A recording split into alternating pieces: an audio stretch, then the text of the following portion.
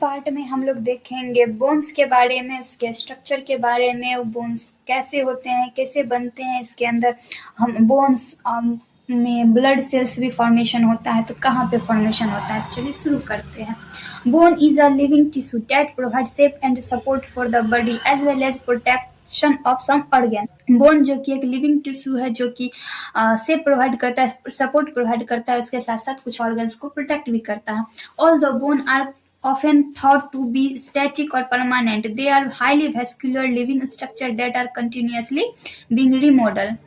हम लोग जानते हैं, हम लोग को ऐसा पता है कि बोन्स जो कि परमानेंट होते हैं, लेकिन ऐसा नहीं है। बोन जो कि हाईली वेस्कुलर लिविंग स्ट्रक्चर है, यानी कि ये धीरे धीरे रीमॉडल होते रहता है, यानी कि इसके अंदर कुछ न कुछ चेंजेस आते रहती हैं। यहाँ पर एक छोटा सा डायग्राम बनाया हुआ है स्ट्रक्चर ऑफ बोन का।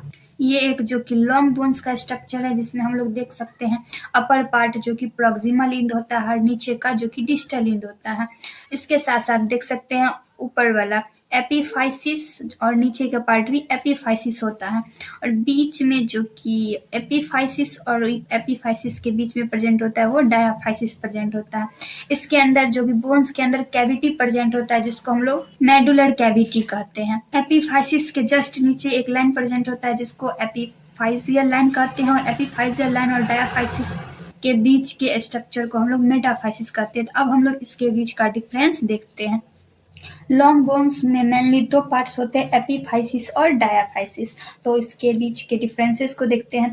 तो एपीफाइसिस जो कि the end part of a long bone initially growing separately from the shaft, और डायाफाइसिस द शाफ्ट और central part of a longer bone. Epiphysis जो कि दोनों इंड, अपर इंड और लोअर इंड में प्रेजेंट होता है। डायाफाइसिस जो कि सेंट्रल पार्ट होता है। Epiphysis make up the swollen rounded end of the long bone. Epiphysis जो कि बोन्स को इंड पे एक राउंड शेप का बनाता है, स्वॉलन यानी कि फुला हुआ स्ट्रक्चर। डायाफाइसिस जो कि लॉन्ग बोन होता है, ये नैरो रीजन होता है और इसके अंदर कैविटी प्रेजेंट होता है। Two epiphysis occur at the proximal in distal end of a long bone. दो एपीफाइसिस जो कि प्रॉक्सिमल इंड और डिस्टल इंड पे प्रेजेंट होता है। सिंगल डायाफाइसिस अकर पर लॉन्ग बोन, यानी कि एक लॉन्ग बोन में एक ही डायाफाइसिस प्रेजेंट होता है। Epiphysis made up of spongy bone, और डायाफाइसिस जो कि कॉम्पैक्ट बोन से बना होता है। एपीफाइसिस जो कि रेड बोन मैरो इसके अंदर कंटेन रहता है, यानी रहता है, और डायाफाइसिस इसके अंदर येलो बोन मैरो प्रेजेंट होता है। एपीफाइसिस जिसके अंदर कैल्शियम की मात्रा कम होती है, डायाफाइसिस में कैल्शियम की मात्रा ज्यादा होती है। एपीफाइसिस में पोर्स यानी कि छिद्र ज्यादा प्रेजेंट होता है, और डायाफाइसिस में छिद्र कम प्रेजेंट होता है। एपीफाइसिस जो कि लेस स्ट्रॉन्ग होता है, डायाफाइसिस जो कि मोर स्ट्रॉन्ग होता है। Epiphysis articulate with other bones forming joints. Epiphysis जो कि वो दूसरे बोन से जुड़ करके एक जॉइंट्स बनाता है। डायाफाइसिस जो कि provide site for the attachment of bone. Diaphysis जो कि एक साइट बनाता है ताकि बोन्स वहां पे अटैच हो जाए। एपीफाइसिस और डायाफाइसिस मीट होते हैं बना एक जंक्शन पे, जिसको हम लोग मेटाफाइसिस कहते हैं, और डायाफाइसिस में एक हॉलो रीजन प्रेजेंट होता है, जिसको हम लोग मेडुलर कैविटी कहते हैं। तो ये था एपीफाइसिस और डायाफाइसिस के बीच का डिफरेंसेस, और ये बहुत ही एक इम्पोर्टेंट टॉपिक एक हो सकता है क्वेश्चन बेसिस पर, बीएससी नर्सिंग के फर्स्ट सेमेस्टर के एग्जाम के बेसिस पर बहुत ही एक इम्पोर्टेंट क्वेश्चन इसमें बन सकता है। अब कुछ इम्पोर्टेंट नोट्स देखते हैं। Outer surface of bone covered with fibrous membrane is known as periosteum. Bones का जो आउटर सरफेस होता है वो पेरिओस्टियम से कवर्ड होता है, जो कि inner surface of bone is endosteum. Bone का इनर सरफेस जो कि इंडोस्टियम से covered. In bone ossein protein is found. Bones के अंदर प्रोटीन भी पाया जाता है, जो कि ओशियन प्रोटीन प्रेजेंट होता है। Bone is made up of protein specially calcium, collagen and minerals. Bone जो कि ज्यादातर प्रोटीन से, कैल्शियम से, कोलेजन से और मिनरल से बना होता है। अब हम लोग देखते हैं types of bone cells. Cells bones के अंदर कौन कौन से सेल्स प्रेजेंट होते हैं। बोन्स के अंदर 3 टाइप्स के सेल प्रेजेंट होते हैं, ऑस्टियोब्लास्ट, ऑस्टियोसाइट्स और ऑस्टियोक्लास्ट। सबसे फर्स्ट हम लोग ऑस्टियोब्लास्ट के बारे में देखते हैं।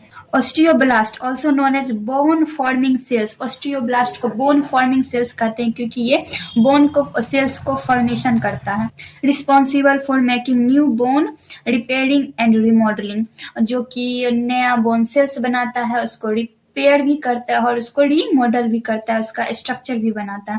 Produce a protein mixture osteoid, this is mineralised calcium and phosphate and become bone.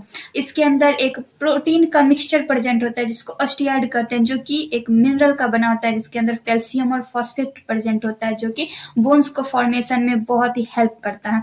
Present in deeper layer of periosteum, periosteum के अंदर प्रेजेंट होता है, present at the site of fracture, जहां पे फ्रैक्चर होते हैं वहां पे प्रेजेंट होता है। Centre of ossification, development of bone, ये जो कि सेंटर ऑफ ऑसिफिकेशन यानी कि जहाँ पे बोन्स का डेवलपमेंट होता है वहां पे प्रेजेंट होता है। अब हम लोग देखते हैं osteocyte, it is also known as mature bone cells, इसको हम लोग मेच्योर बोन सेल्स भी कहते हैं। They monitor and maintain bone tissue, ये जो कि बोन्स के टिश्यू को मॉनिटर करता है और उसे मेंटेन भी करता है। अब हम लोग देखेंगे osteoclast, these cells break down bone releasing calcium and phosphate.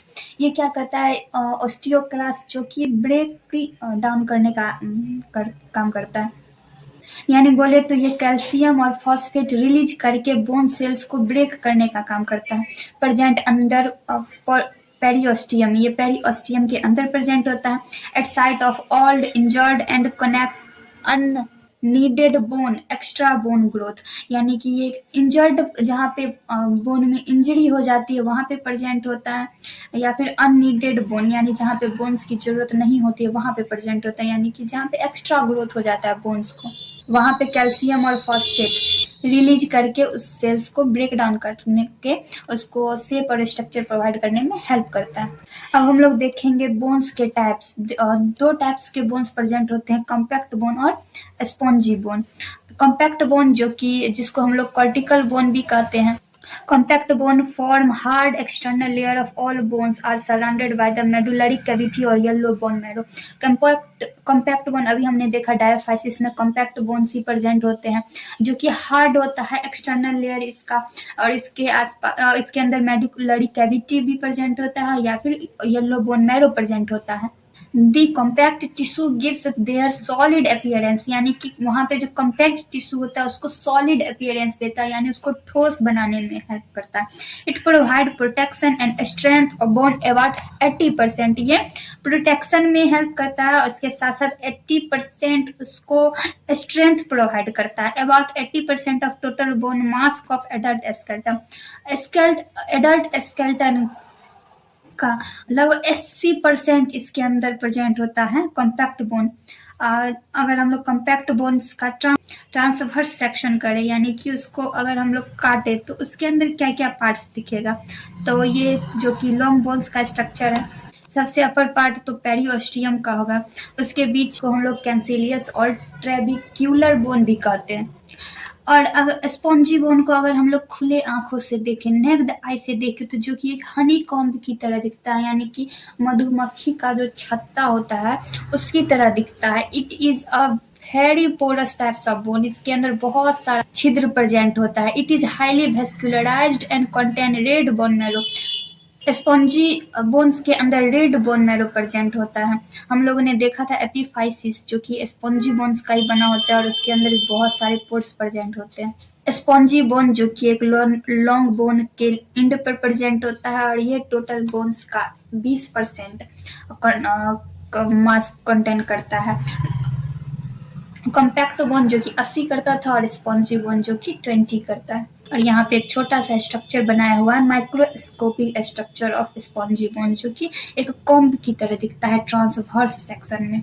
अब हम लोग नेक्स्ट पार्ट में देखेंगे डेवलपमेंट ऑफ बोन्स और इसके सारे किस प्रकार से बोन्स डेवलप होते हैं और बनते हैं, उसके अलावा स्कल के बारे में भी देखेंगे नेक्स्ट पार्ट में। तो ऐसे ही इसी प्रकार से आपको अगर अच्छा लग रहा है तो कमेंट कीजिए, सब्सक्राइब कीजिए। Thank you so much.